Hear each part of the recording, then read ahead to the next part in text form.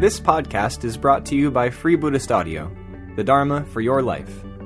Our work is funded entirely by donations from our generous listeners. If you would like to help us keep this free, make a contribution at freebuddhistaudio.com/donate. Thank you, and happy listening. Mr. Chairman and friends, one of the things that we have to admit, perhaps rather sadly, is that we don't, that is to say most of us don't, spend very much time in reflection, in quiet reflection, whether at home, sitting perhaps quietly in our own sitting room, or outside, maybe sitting under a tree in the park. But most of us just don't have time for reflection. Perhaps there are too many other things of various kinds for us to do. But if we do happen to reflect, if we do happen to have time for reflection, time to turn things over in our minds just a little more seriously, a little more deeply than usual, then we'll come to see, we'll come to understand certain things about ourselves, and we may even come to acknowledge certain things about ourselves.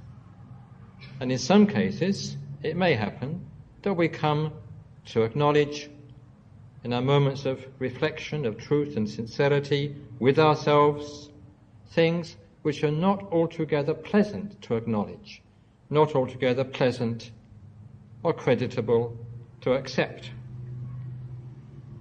And one of these things that, on reflection, we may be forced to acknowledge is the fact that we, as human beings, only too often take quite a lot of things for granted.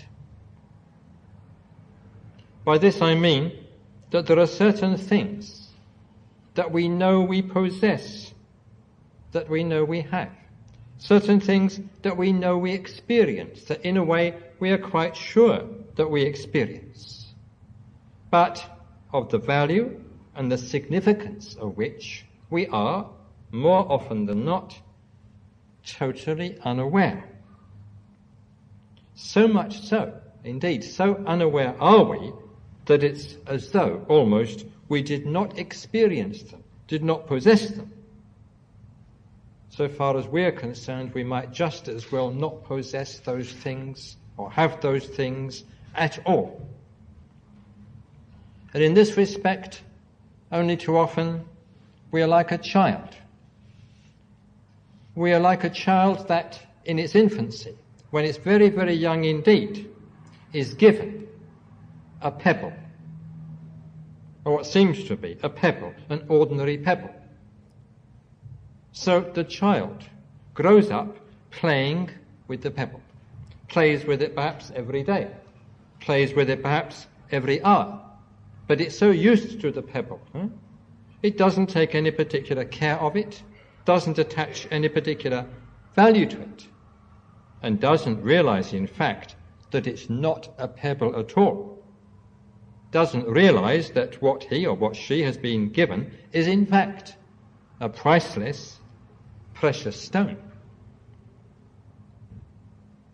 Now, one of the things that we take for granted, only too often take for granted, is life itself. We fail to understand the value and the significance of the fact that we are alive. After all, we might just as easily be dead. Or rather, we might just as easily have never existed at all. But we do exist. We may say that there was some unique, some unrepeatable combination of circumstances, and here we are. we are here. We may say it was a billion to 1 chance, but the chance has come off, and we are alive. We are sitting here. And surely we feel how wonderful and how exciting this is, that we are sitting here. This incredible, miraculous chance has come off. And this is surely the sort of realization, the sort of experience that the old Zen monk had. You may remember that there's that little poem, which he uttered on this occasion when he had this realization. He said, or he sung, or he chanted, "How wonderful, how miraculous! I draw water and I carry fuel." So he realized, apparently, that hitherto he'd taken life for granted. He'd taken his ordinary everyday life for granted. He'd failed to realize its value and its significance. Of course, he was drawing water and he was carrying fuel. And these are very simple, very basic human activities. One might even say these are quite primitive activities. And one might further say that it's very doubtful if even a Zen master would have been able to say, "How wonderful, how miraculous! I catch the train to the office in the morning, I watch the telly at night." It's very doubtful if even a Zen monk, even a Zen master, would be able to say that. And another thing that we take for granted is just our ordinary human consciousness. That is to say, the normal waking state in which I believe we all are now. We take for granted the fact that we can actually see things. We take for granted the fact that we can actually hear things. We take for granted the fact that we can think. Those of us who can and do think. We take for granted the fact that we can actually be aware. We fail to realize, more often than not, the extraordinariness of it all. And in the same way, we take sleep for granted. Such a wonderful thing, such a refreshing thing as sleep. We take it for granted, unless, of course, we're one of those unfortunate people that has to swallow sleeping tablets every evening before going to bed. And many of people, of course, take their dreams for granted. Many people think, as we know, that dreams are simply the result of indigestion. You eat too much cheese at night. This is what our grandmother used to tell us. The result is you get dreams, especially bad dreams. Or people think that dreams are just a confused, just a jumbled reminiscence of the events of the previous day or previous days. So they don't think anything more about them than just that. But if we reflect even a little, we come to see that dreams are quite strange things, that the dream state is quite a strange thing. After all, in the dream state, the physical sense organs are not functioning, the eye is not functioning, the ear is not functioning, the eyes closed, the ear is, as it were, closed, but nonetheless, in the dream state, we see sights, we hear sounds, we even smell, we even taste. In the dream state, we're not conscious of the physical body, we're quite oblivious of the physical body, but nonetheless, in the dream state, we do seem to have a sort of body. We're free to move about, free to go places. In fact, we seem to be even more free than when we were awake. We're free to go apparently anywhere, in any sort of way. In dreams sometimes, we can even fly. And then in dreams we experience a different kind of time. In dreams we experience a different kind of space.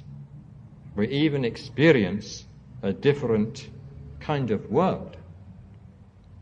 Usually, of course, the dream world is a recognizable extension of the world of everyday waking consciousness. But sometimes it is not. Sometimes the dream world is a completely different world. Sometimes it's a world of which we have had no previous experience in any form.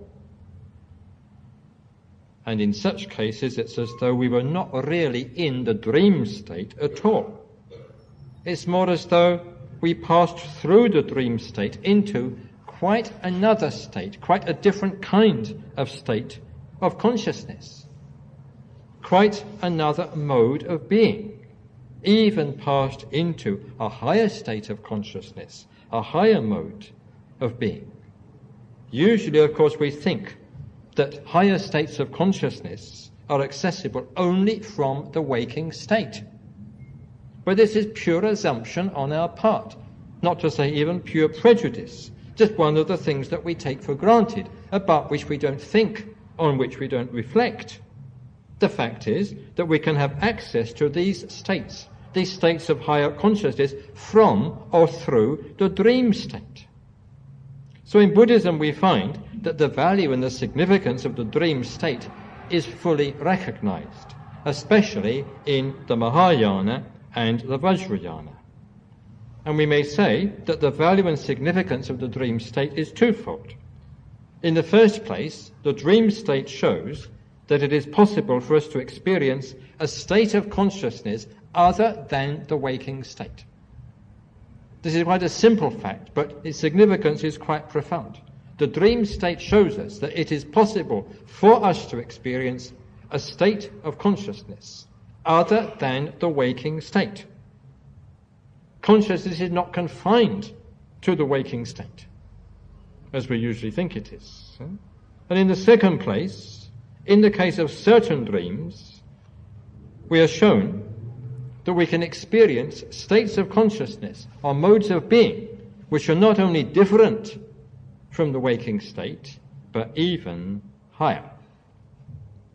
And it's for this reason that we find that dreams sometimes play an important part, an important role in the spiritual development of the individual, in the process of his spiritual transformation. And sometimes this higher experience in the dream state plays even a quite crucial role. And this is the kind of situation that we find in the Sutra of Golden Light.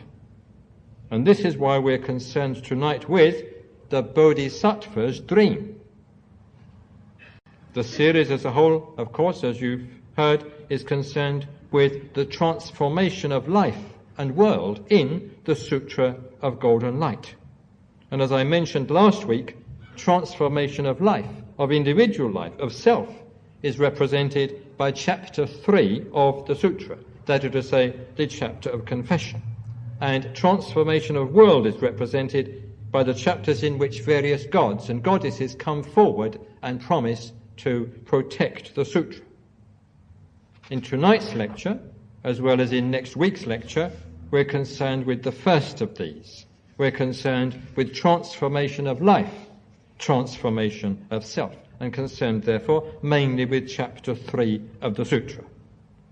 And at the beginning of this chapter, we find the Bodhisattva Ruchiraketu falling asleep. And while he is asleep, he has a wonderful dream. It's not an ordinary dream. It's what the American Indians call a big dream. A dream of vast archetypal significance. In fact, the dream is a spiritual experience, even a transcendental experience. But why should this Bodhisattva, why should the Bodhisattva Ruchiraketu have this dream? Why should he have this experience? Now, in order to understand this, we have to go back to the previous chapter of the Sutra.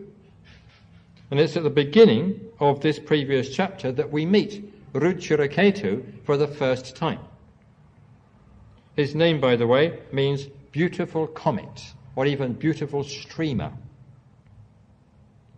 And Ruchiraketu, the Bodhisattva, lives in the great city of Rajagriha, which in the Buddha's day was the capital of the kingdom of Magadha.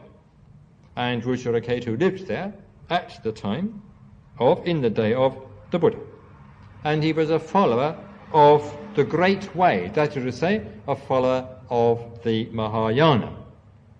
Not only a follower of the Mahayana, the Great Way, he was in fact a Bodhisattva. That is to say, he had dedicated himself to the attainment of supreme enlightenment for the sake of all sentient beings. And according to the Sutra, Ruchiraketu is quite an advanced Bodhisattva. I don't know if you know very much about Bodhisattvas or about the difference between Bodhisattvas who are advanced and Bodhisattvas who are not advanced, etc.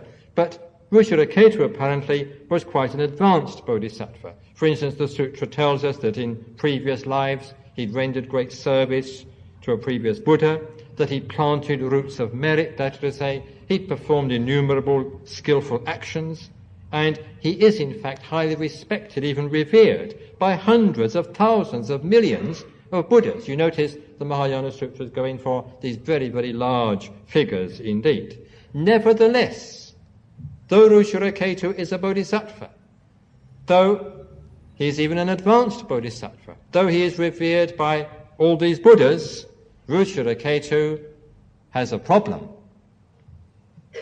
It's not a personal problem. It's not a psychological problem. It's a problem about the Buddha. He can't understand why the Buddha should have such a short life. Only 80 years. Now, we probably would not find this a problem. We'd think it only natural that the Buddha should not live for more than 80 years. If the Buddha lived longer than that, we might think that a bit of a problem. But not so Ruchiraketu. For Ruchiraketu, the fact that the Buddha lives only 80 years is a problem. And he reasons like this. He says, or he reflects, that the Buddha, in his teaching, in his discourses, has said that there are certain causes why one has a long life, just as there are certain causes why one has a short life. In fact, the Buddha has said, so Ruchiraketu reflects, so he remembers, that there are two main causes for long life. Two courses of action which, if you follow, you will ensure for yourself in future existences long life.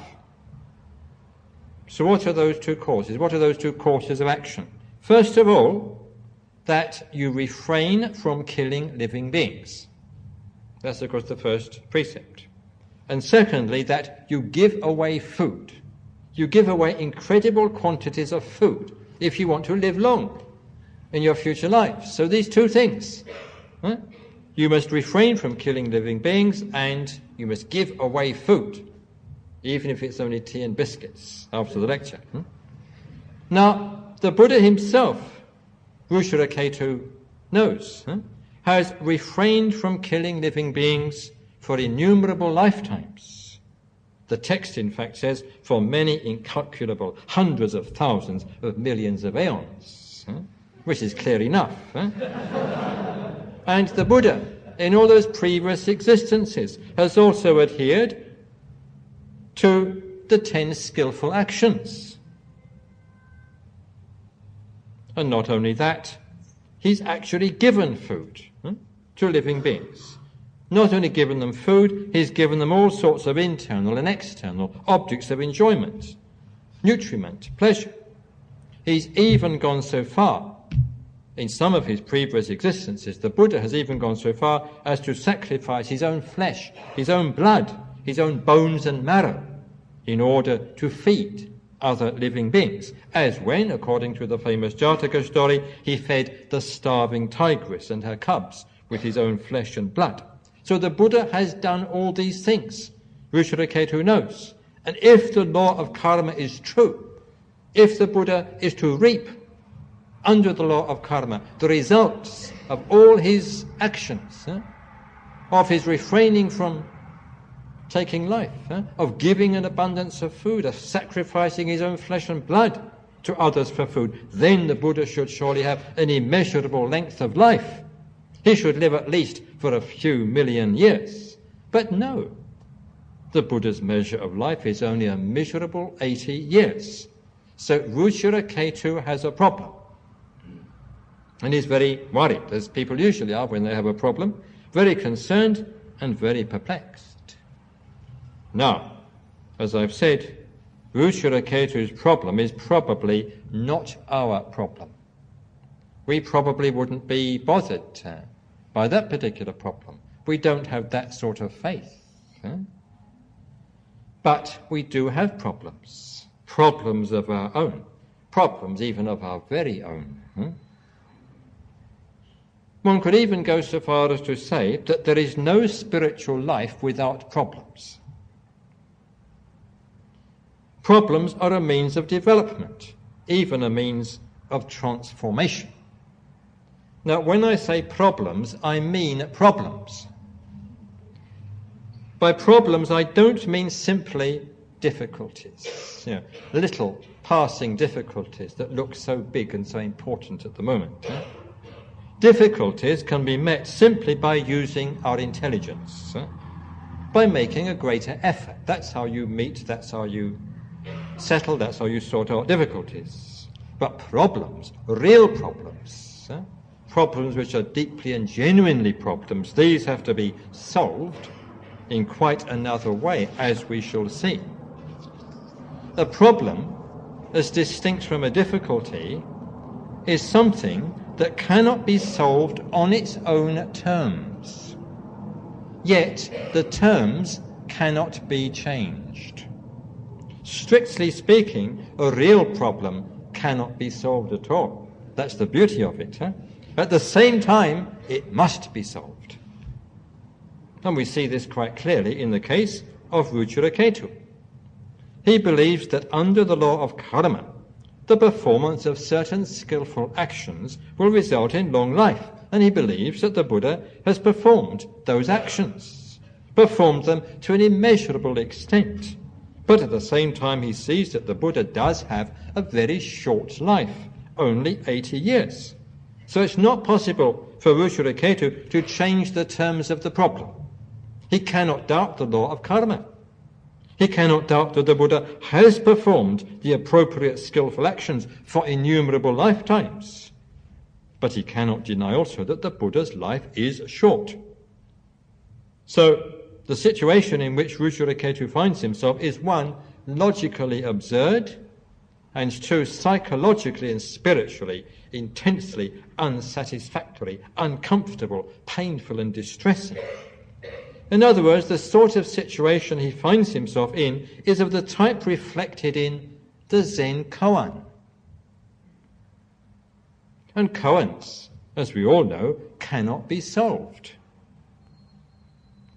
If you clap your hands together, you produce a sound.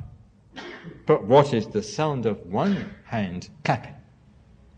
That's a koan. Or you come into the master's room, for an interview perhaps, or maybe for some other purpose, but you're not carrying anything, your hands are quite empty. And the master asks, "What are you carrying?" And you reply, "Nothing." And the master says, "Well, put it down then." And if you don't comply immediately, you apparently get 30 blows. Perhaps the most famous of all koans, at least in the West, is the goose and the bottle. There is a goose, we are told, in a bottle. We're never told how it got there, of course. The goose is fully grown, the neck of the bottle is very narrow, and the problem is that you have to get the goose out of the bottle without damaging the bird and without breaking the bottle. In other words, you can't change the terms of the problem.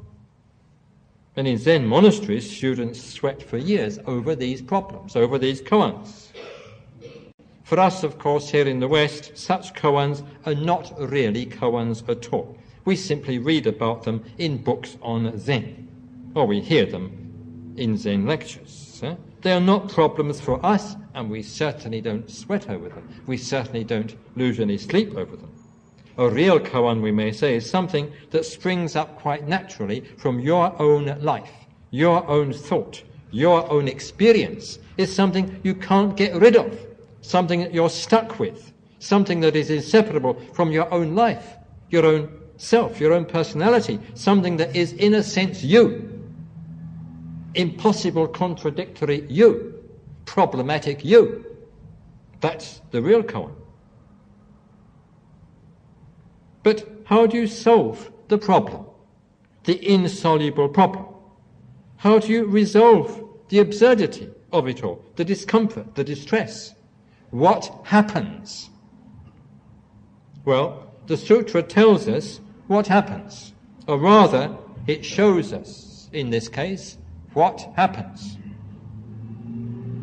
His house, after all, Ruchiraketu is a householder bodhisattva, his house, the house in which he was sitting and thinking about the Buddha, thinking about his problem, his house became vast and extensive.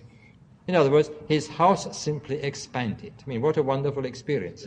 You're sitting at home, and your house suddenly expands. This is what happened to Ruchiraketu. His house expanded. And not only that, the entire house was transformed into beryl. Beryl is a sort of precious stone, usually green in colour, rather like an emerald. And the house also became adorned with numerous divine jewels. And all this, the sutra tells us, was a transformation due to the Tathagata, the Buddha. What this means we shall see in a minute. At the same time, the house became filled with perfumes. The expanded house, transformed into beryl, adorned with divine jewels, became filled with perfumes. And then something even more wonderful happens. In that house, there appeared, in the four directions, 4 seats, if you like, 4 thrones, made of divine jewels. And on those seats, on those thrones, appeared mats, also made of divine jewels and fine cotton cloth. And on the mats appeared lotuses adorned with numerous jewels. And on the lotuses appeared 4 Buddhas. In the east, Akshobhya. In the south, Ratnakuta. In the west, Amitayos. In the north, Dundubhishvara. And at the same time, the whole city of Rajagriha became filled with light. The whole universe became filled with light. And all beings in the universe became possessed of divine happiness. The blind had their sight restored. The deaf became able to hear. The mentally disturbed were restored to their senses. The naked were clothed. The hungry were fed. Disease, deformity disappeared. And as the sutra says, on a large scale in the world, there was an appearance of miraculous things. And when Ruchiraketu saw the 4 Buddhas, he was amazed. He couldn't believe his eyes. And he felt, we are told, extremely happy, glad, joyful, and delighted. And he paid homage to those Buddhas, those 4 Buddhas. And they made him, by a sort of association of ideas, they made him recollect the virtues of the Buddha, the historical Buddha, Shakyamuni. But that made him think of his problem again. His problem, that how is it that the Buddha should live only for 80 years? He became obsessed with his problem again. So these 4 Buddhas sitting on their 4 thrones in the 4 directions, the 4 Buddhas became aware of what he was thinking. They became aware that his mind was troubled, aware that he had a problem. And being Buddhas, they became aware also of what that problem was, what he was thinking. And they all, as it were, told him not to think in that way, not to think like that. They told him that the Buddha's length of life was immeasurable, not limited to 80 years, not limited at all, immeasurable. They told him, in effect, not to identify the Buddha with his physical body, with his human frame, They told him, in effect, the Buddha is Buddhahood, and Buddhahood transcends time, and hence Buddhahood cannot be measured. The Buddha does not have an immeasurably long life in time. In the depths of his being, he does not live in time at all.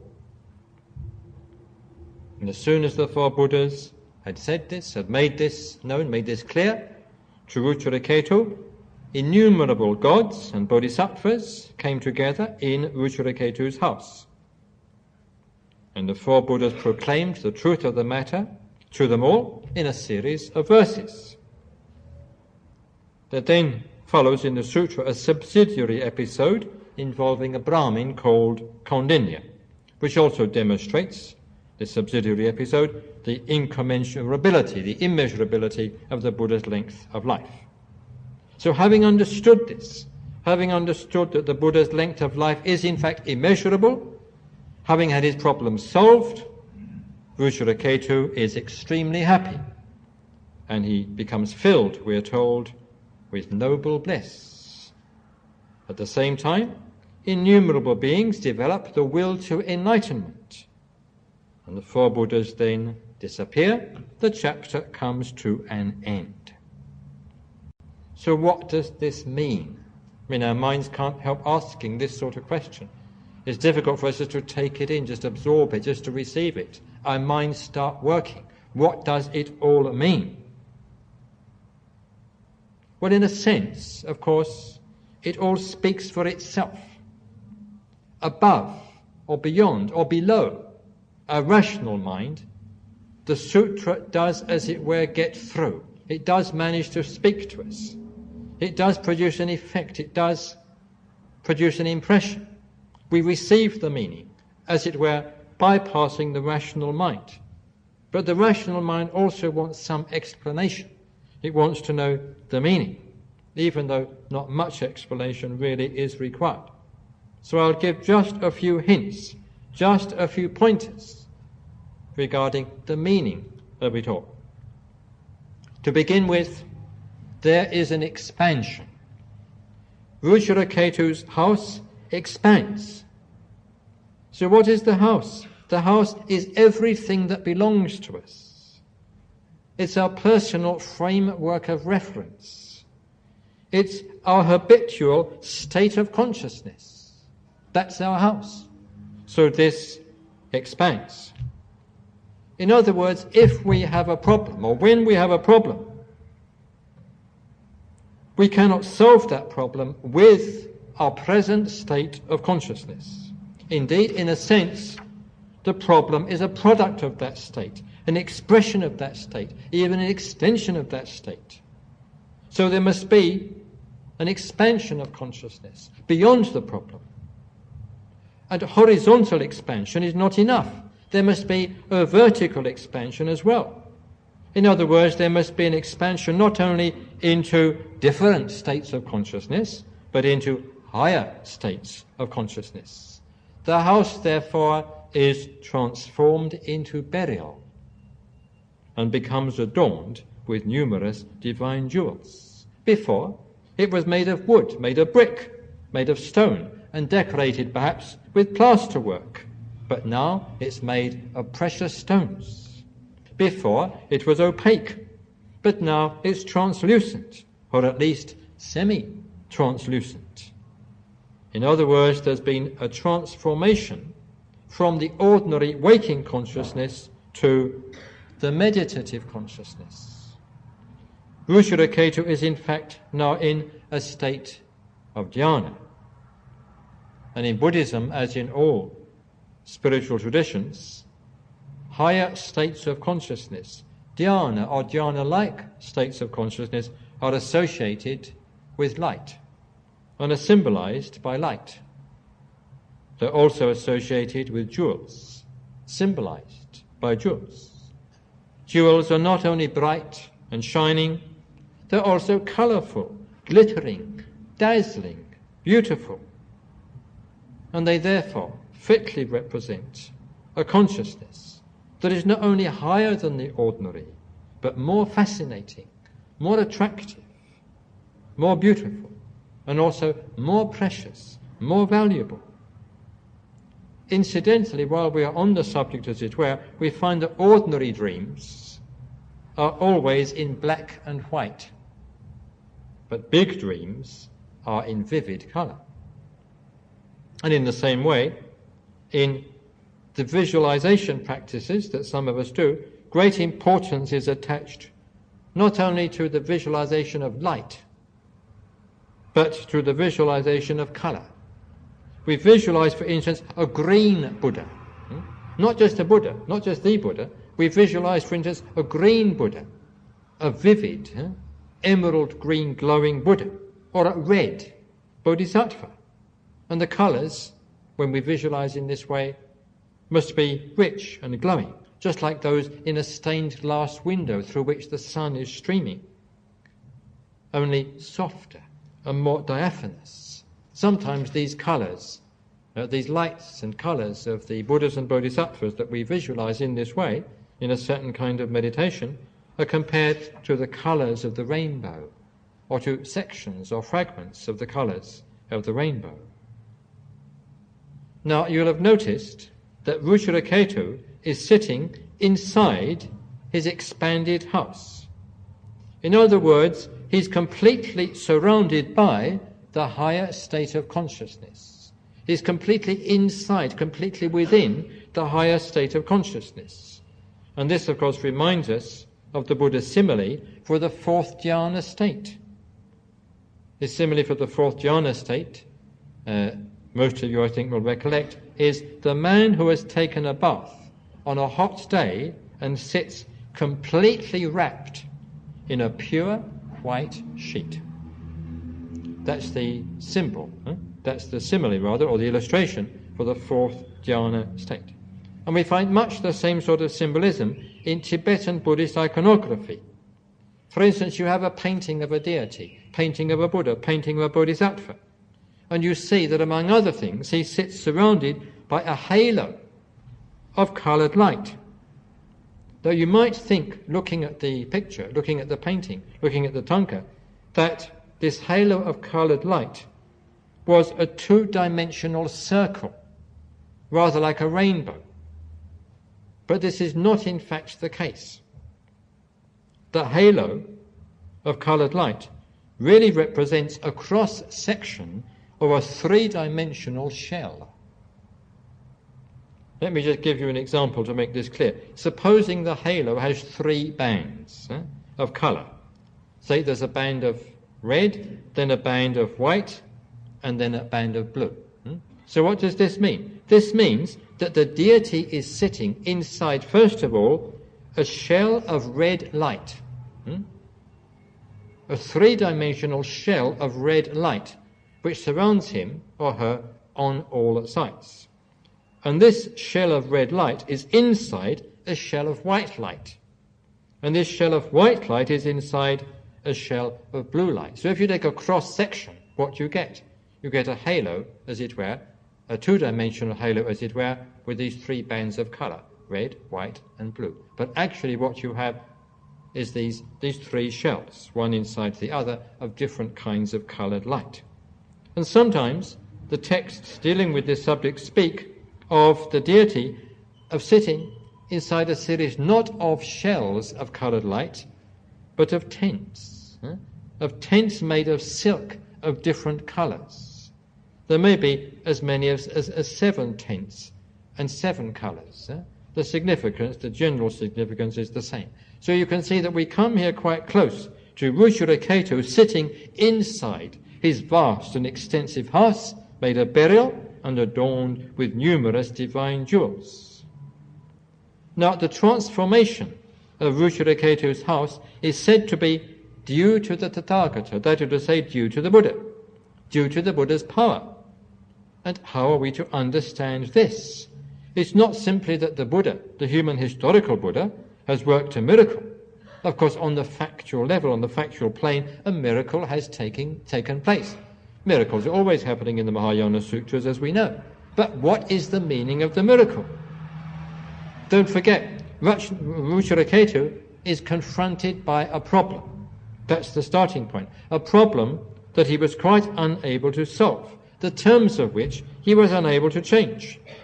At the same time, the problem was extremely painful, so painful that he was quite unable to endure it. So when we're in this sort of situation, as some of us are sometimes, what happens? Assuming, that is to say, that we are on the spiritual path, and that the problem, whatever it is, has arisen out of our efforts to develop spiritually, to evolve spiritually. What happens is that a new factor comes into operation from a deeper level of our being, or if you like, from a higher level of our being, a level of which we're not conscious, at least not conscious of as ours. And this new factor is represented by the Buddha. After all, we are potentially the Buddha. Ruchiraketu is potentially the Buddha. Not, of course, that one should use such expressions at all lightly, but he has reached the end of his conscious resources. He has had to call on, to call up, call down resources of which he is not conscious. So this is what happens. The Buddha, as it were, intervenes. The problem is solved, the problem is resolved by the intervention of a higher factor, a factor which enables Ruchiraketu to rise to a higher level of consciousness. And this factor is something that operates from within the as yet unrealized depths or heights of his own mind, his own being. Now within the house, in the four directions, appear 4 lotus thrones. On the thrones 4 Buddhas. In other words, there appears a mandala of 4 Buddhas. And Ruchiraketu himself occupies the center of the mandala. But he is not yet a Buddha. The names of some of these 4 Buddhas may be unfamiliar to you. Their names were subsequently standardized, as it were, in the Vajrayana. In the east appears Akshobhya. Well, we're familiar with that name. It means the unshakable, the imperturbable. In the south appears Ratnakuta. This means precious comet or precious streamer. Subsequently it was standardized as Ratnasambhava, which means the jewel-born one. In the west, there's Amitayos, which means immeasurable life. Immeasurable life is, of course, a form of Amitabha, or immeasurable light. And finally, in the north, we have Dundubishvara. Dundubishvara means Lord of the Drum. And he was subsequently standardized, or his name was standardized as Amogha Siddhi, the unobstructed success.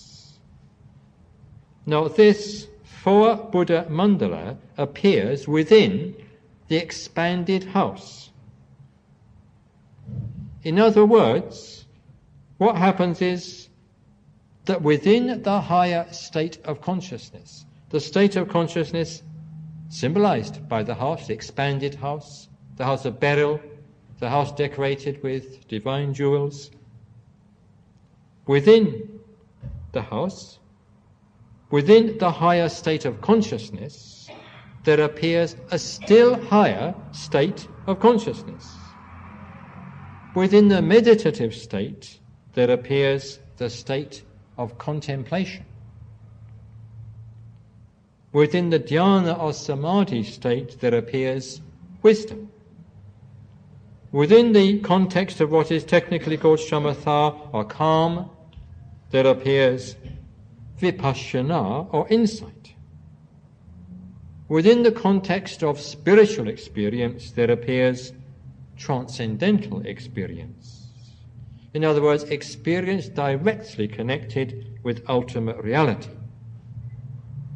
Sparked off by his problem, Ruchiraketu has undergone a profound transformation indeed. And this transformation is, of course, an individual affair, an individual matter. It is Ruchiraketu's own life that is transformed, his own self, his own consciousness. But there is, of course, an objective counterpart to all this, corresponding to transformation of life, corresponding to transformation of self. There is transformation of world. And so we find the city of Rajagriha is filled with a great light. The whole universe is filled with a great light. The blind see, the deaf hear, and so on.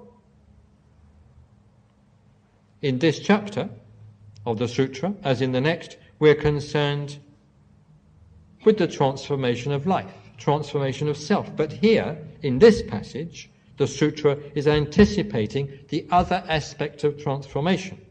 In other words, transformation of world. This aspect, of course, as I explained last week, is covered by the chapters of the sutra in which various gods and goddesses come forward and promise to protect the sutra. We'll be dealing with all that later on in the series. Meanwhile, we're still concerned with Ruchiraketu. The four Buddhas of the mandala represent different aspects of the higher spiritual awareness, the higher transcendental awareness. And these four Buddhas speak to Ruchiraketu. They communicate with Ruchiraketu. Ruchiraketu becomes aware of them as they are aware of him. Something passes between them. Something of their awareness, as it were, impinges on him. He experiences, as it were, flashes of their awareness, and his problem is solved on this higher level. Now, there's much more that could be said about the meaning of this chapter, but it's time we passed on, because this chapter is, in any case, introductory to the one that follows. Chapter 3. Now, at the beginning of chapter 3, what do we find? How does chapter 3 open? It opens with these words. Then, indeed, the Bodhisattva Ruchiraketu slept. Well, that's rather an anticlimax, surely. Ruchiraketu has had all these wonderful experiences. His house expands, he sees the four Buddhas, the Buddhas speak to him, then he goes to sleep.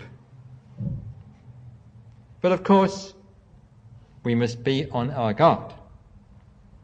The dream that Ruchiraketu has, that he's going to have in this chapter, the Bodhisattva's dream, is no ordinary dream. And similarly, his sleep is no ordinary sleep. In order to understand it, in order to understand his sleep, we must take a closer look at what happened in the previous chapter, and then we'll be in a position to pass on to the dream itself. In the previous chapter, as we've just seen, Ruchiraketu has a whole series of experiences, of spiritual experiences, transcendental experiences, and as a result of those experiences, he is transformed. But the experiences are not complete. The transformation is not complete. And we can understand this from various indications. First, Ruchiraketu himself still occupies the center of the mandala. He sees the four Buddhas, east, south, west, north, but he is not yet himself a Buddha. He only sees the Buddhas. The innermost core of his being, what makes Ruchiraketu Ruchiraketu, is not yet transformed. Buddhahood, clearly as he sees it, sublimely as he sees it, truly as he sees it, is still something external to himself. It's still something out there. And his realization, therefore, though genuine, is still as it were mental, still as it were in the realm of mundane consciousness. It has not yet completely permeated, completely transformed all aspects of his being. And moreover, his problem is still with him, even in the midst of the mandala of the four Buddhas. His problem is still with him. It's true that he now has the solution to his problem, but so long as you have the solution to the problem, you still have the problem. What you have to do is to forget both problem and solution. Only then have you really solved your problem. And this is what happens now. Then the Bodhisattva Ruchiraketu slept. And as I said before, it's no ordinary sleep. It represents the complete erasure, the complete obliteration, the complete blotting out of the old self, the old consciousness. In Shakespeare's phrase, it is the sleep of death. Not the sleep of physical death, it's the sleep of spiritual death. It's not the death that comes when we have shuffled off this mortal coil. It's the death that comes when we abandon all previous conditionings. In other words, if we want to develop spiritually, we must die. If we want to be completely transformed, as distinct from being merely peripherally transformed, we must die. We've probably heard of the Tibetan Book of the Dead, as the Bardo Todo is known in the West. Well, we may say the Sutra of Golden Light is also a book of the dead. We may say that every Buddhist scripture is a book of the dead, because every Buddhist scripture, every Mahayana Sutra asks us to die. Because every Buddhist scripture, every Mahayana Sutra wants us to be transformed. That's why the scripture, that's why the sutra is there at all, as the agent, as the instrument of that transformation. If we're not prepared to die, we cannot be a Bodhisattva. We cannot be a Buddhist. The Tibetan Book of the Dead is concerned with spiritual death in the context of physical death. But we have to be ready to experience spiritual death at any time. We have to be ready at any time to give up the old life, the old self, the old consciousness. Have to be ready to forget the old problems and the old solutions. We have to be ready to make a completely fresh start. Otherwise, we cannot be totally transformed. So, then, the Bodhisattva Ruchiraketu slept. And in the middle of his sleep, he had a dream. He saw a golden drum, a drum that shone just like the sun in the midday sky, a drum that radiated brilliant golden light throughout the whole of space. And he also saw in all the directions innumerable Buddhas, and these Buddhas were seated on thrones of burial, under trees made of jewels, at the head of assemblies numbering many hundreds of thousands. And Ruchiraketu saw a man in the form of a Brahmin beating the drum. And while the drum was being struck, verses came forth. And these verses are the celebrated verses of confession that make up the greater part of this chapter. It's these verses that are the original nucleus, the center of energy of the entire sutra. And as one might have expected, this being a dream, the verses don't seem to come forth in any particular order. There's no logical sequence. They just flow forth. They stream forth from the golden drum, as the golden drum is struck by the Brahmin like a great stream of golden light. And they can be divided into 10 main sections. And all the time, of course, it is the drum speaking. It is the golden light speaking. The golden light is the sound of the drum. The sound of the drum is the golden light. It's what Coleridge called a light in sound, a sound-like power in light. And both the drum and the golden light are part of Ruchiraketu's dream, are Ruchiraketu, are in Ruchiraketu, so it is also Ruchiraketu who is speaking. Not the old Ruchiraketu, but the new Ruchiraketu. The first section of these verses, these confessional verses, is a prayer. A prayer that by the sound of the drum, the world and all living beings may progress. In other words, it's a prayer for the complete transformation of life and world.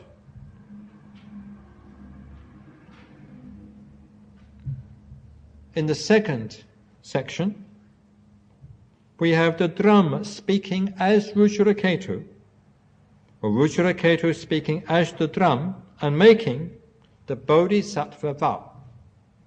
The drum, or Ruchiraketu, vows to attain supreme enlightenment for the benefit of all, vows to dedicate himself to the great task of life and world transformation.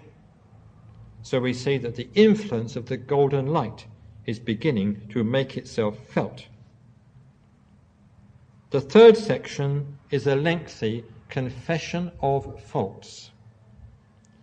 Ruchiraketu acknowledges all the unskillful actions which have hitherto prevented him from realizing his ideal, from being a bodhisattva, a real bodhisattva, from becoming a Buddha. And this is followed in the fourth section by a promise to worship the Buddhas in the 10 directions and deliver beings in the 10 directions. This section is, in effect, a more detailed statement of the Bodhisattva vow. And among other things, Ruchiraketu undertakes to expound the Sutra of Golden Light, or rather the confession, which he refers to simply as the Golden Light. In section 5, there's a second confession of faults, rather shorter than the first. In section 6, there's a brief rejoicing in merits, rejoicing in the merits of all those beings who are performing meritorious deeds. In the 7th section, there's a third confession of faults, the shortest of all. Section 8 is taken up with praises of the Buddha. And here we find that solar imagery is very conspicuous. For instance, it's said of the Buddha, he is the Buddha's sun, removing the obscurity of darkness with his rays of compassion. And he is a fully enlightened sun, also with meshes of beams, full of glory, merits and splendor. He stands amid the darkness like the sun in the 3 worlds. Section 9 contains more aspirations, good wishes, and rejoicings in merit. And section 10, the last of the sections, declares the advantages of worshipping the Buddha by means of these verses of confession. So from this brief summary, this brief analysis, we can see that the main subject matter of the verses is confession of faults. though this is balanced, as it were, by the Bodhisattva vow, by praises of the Buddha, and by rejoicings in merits. We can see, or perhaps at least some of us can see, a resemblance between these verses and chapter 2 of Shantideva's entering the path of enlightenment, the Bodhicharya Avatara.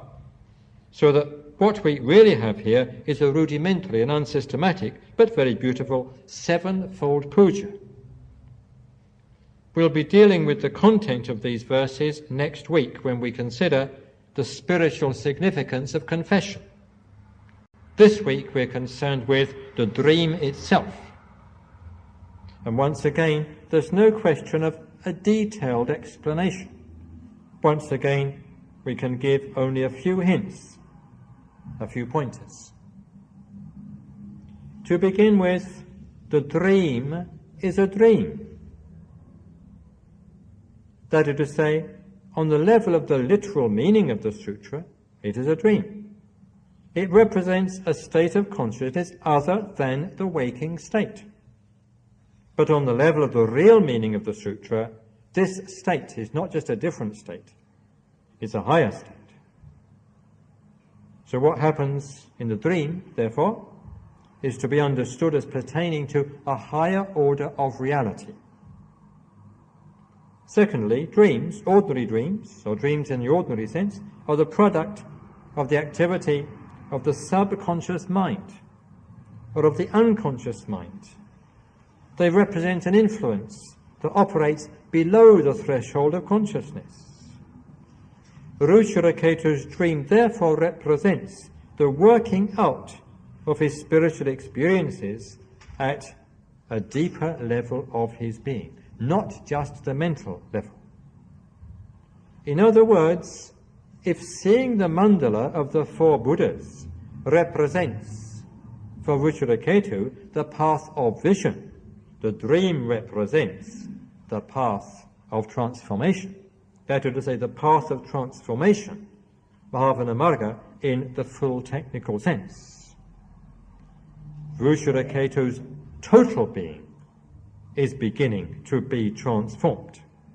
And the symbol and the center of that total transformation is the drum, the golden drum which he sees at the beginning of his dream. But why a drum? Why a drum of all things? There is perhaps a reason for this, or at least a thin thread of connection. A thin thread of connection with the previous chapter. You'll remember that the Buddha that appeared on the lotus throne in the direction of the north was Dundubhisvara. And Dundubhisvara means Lord of the Drum. And the drum is a very ancient symbol in Buddhism. Shortly after his enlightenment, the Buddha declared that he would go to Benares, to Kashi, and he would there proclaim the Dharma. And the expression he used for proclaiming the Dharma, for teaching the Dharma, was to beat the drum of the deathless, the drum of nirvana, the drum of the absolute. And the word for drum which is used here is the same word, dundupi. So perhaps, as I said, there is a thin thread of connection. We cannot be sure, because after all, we're dealing with a dream. Perhaps, though, Ruchiraketu's dream was sparked off by a vague reminiscence of the Buddha of the North, Dundubhisvara, the Lord of the Drum. And perhaps that is why the drum appeared to him as he slept, and with it all the traditional associations of the drum. Be that as it may, we can at least be sure of one thing, which is that the drum does not have one single assignable meaning in Ruchiraketu's dream. Like all true symbols, it has many meanings. And at the same time, it is more than its meanings, more than all its meanings. The drum is the absolute. if you like, is the truth, is ultimate reality.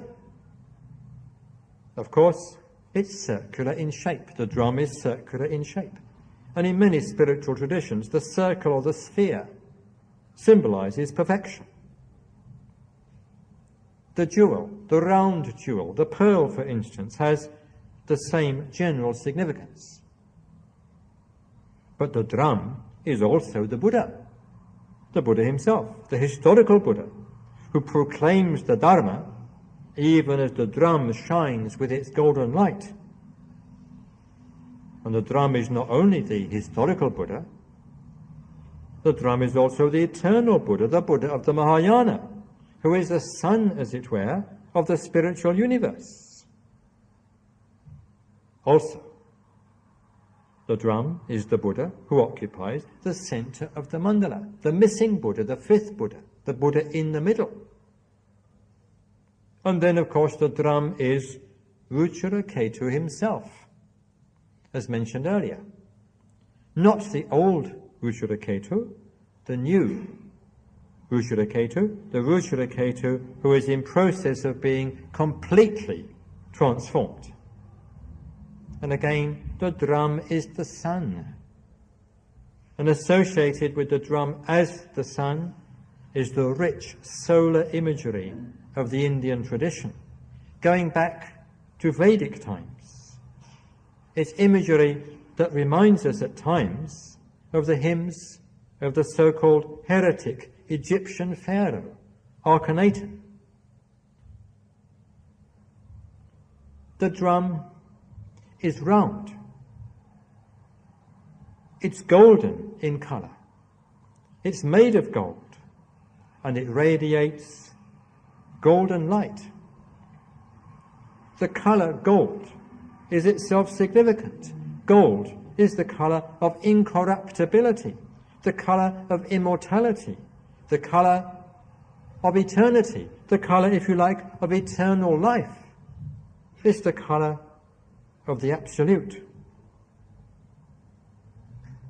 And finally, the drum is the sutra itself. The drum is the Sutra of Golden Light, especially the nucleus of the sutra, that is to say, this third chapter, these verses of confession. Now, there's much more that could be said about the symbolism of the drum as it appears in Ruchiraketu's dream, but I think I've said enough to give at least some idea of its significance, to give perhaps some feeling of its significance, a significance that is not confined to words. In any case, it's time we passed on to other things that Ruchiraketu saw in his dream, and then we must think of concluding. Besides seeing the drum, Ruchiraketu saw innumerable Buddhas, all sitting on thrones of beryl under marvelous jewel trees, all teaching the Dharma to large assemblies. And here we see there's a parallel with an episode of the previous chapter, the episode in which, after Ruchiraketu had seen the mandala of the four Buddhas, the great city of Rajagriha became filled with light. The universe became filled with light. The blind saw, the deaf heard, etc. In other words, the world was transformed. And now in this chapter, in Ruchiraketu's dream, the world is not only transformed, the world is completely transformed. The world is totally transformed. The world has become, in Ruchiraketu's dream, a pure land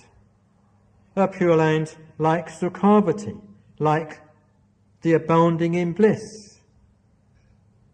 And in a pure land, there are only Buddhas and disciples of Buddhas, and everyone is either teaching the Dharma or listening to the Dharma, or being all silent together, thinking about the Dharma, realizing the Dharma. But more than that,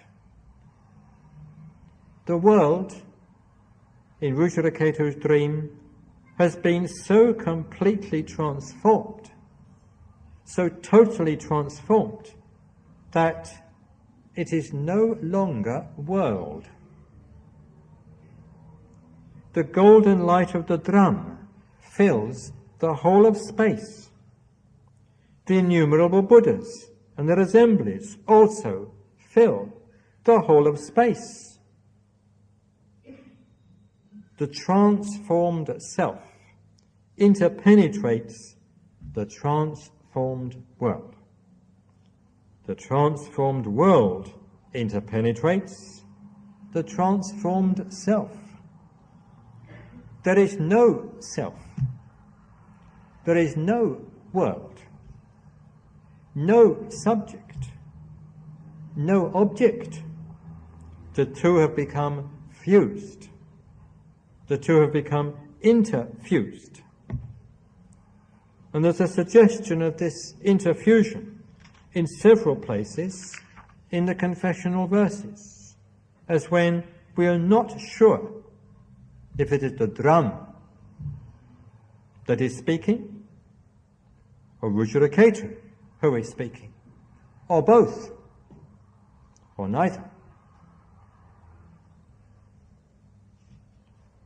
The third and last thing that Ruchiraketu saw in his dream was a man in the form of a Brahmin beating the drum. And while it was being beaten, the confessional verses came forth. A man in the form of a Brahmin. Well, surely this is strange. After all, what is a Brahmin doing in a Bodhisattva's dream? But we mustn't forget that in the early days of Buddhism, the term Brahmin or Brahmana and the term Bhikkhu were practically synonymous. Both represented, or both as used by the Buddha, represented the spiritual ideal. In the Dhammapada, for instance, that well-known text, we find a Brahmana Vagga, a chapter on the Brahmin. And here the Brahmin stands for the man devoted to the spiritual life, to spiritual development. Stands even for the enlightened man, even as does the Bhikkhu. But perhaps there's another reason for the presence of the Brahmin in Ruchiraketu's dream. The Brahmin is a pre-Buddhist figure. Originally, the Brahmin was the priest or the shaman of the invading Aryan tribes, and is therefore a very ancient, a very archaic figure. The Brahmin is a figure that goes back to the beginning. In the literal sense, to go back to the beginning is to go back in time. But metaphorically, to go back to the beginning is to go out of time altogether. Taken in this sense, the figure of the Brahmin indicates, or at least suggests, that whatever happens in the dream happens outside time.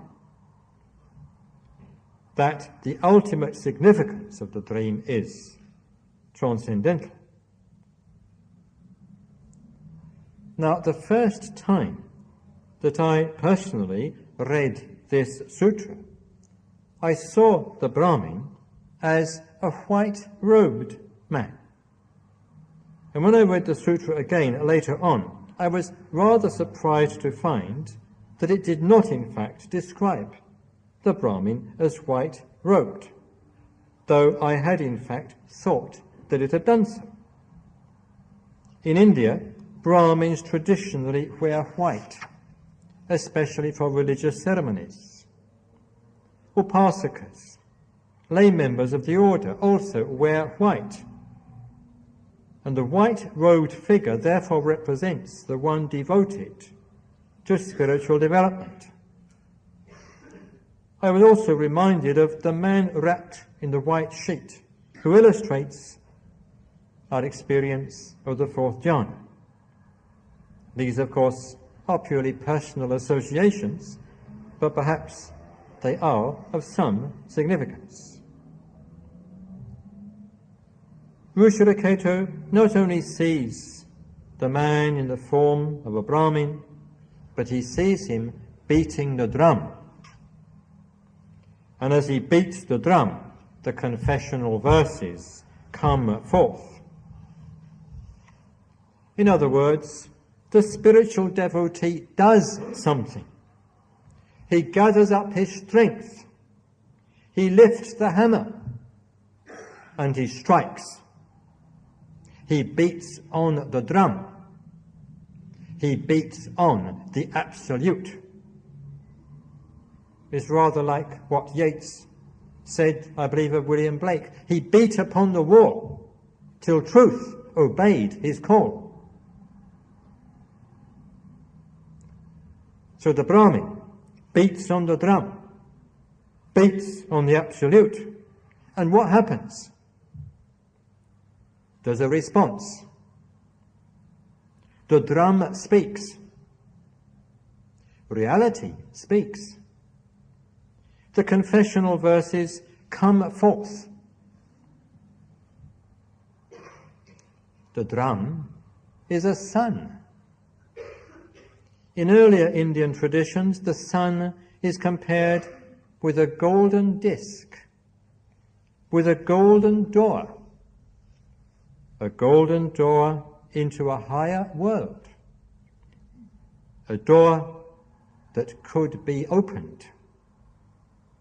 But in order to open the door, what must you do? You must knock. And that is what the Brahmin is doing. That is what Ruchiraketu is doing. He's beating on the golden drum, knocking on the golden door, and he's getting a response. He's getting the confessional verses. Well, tonight we too have been knocking on the golden door. We too have been beating the drum, beating the sutra, and perhaps we too have got a response. Perhaps we too have learned something. Perhaps we too have discovered something. In the course of this not much more than an hour, we've covered quite a lot of ground. And we've been concerned mainly with the transformation of life, the transformation of self. We've seen that that process of transformation may start with a problem, an insoluble, an intractable problem, a problem that compels us to rise to a higher level of consciousness, a level at which we see the solution of the problem. But this is not enough. The transformation must be a complete transformation. It's not enough to see the solution of the problem. We must forget the problem. We must forget the old life, forget the old self, must undergo spiritual death. Because only when we've undergone spiritual death will the process of total transformation begin. And it's that process, and the result of that process, which is symbolized by the golden drum. Perhaps we've seen even more than that tonight. Perhaps we've seen that we too can be transformed. Perhaps we have seen that we too can see the golden drum, see the golden light. Perhaps we've seen that we too can share the Bodhisattva's dream. We hope you enjoyed this week's podcast. Please help us keep this free. Make a contribution at freebuddhistaudio.com/donate. And thank you.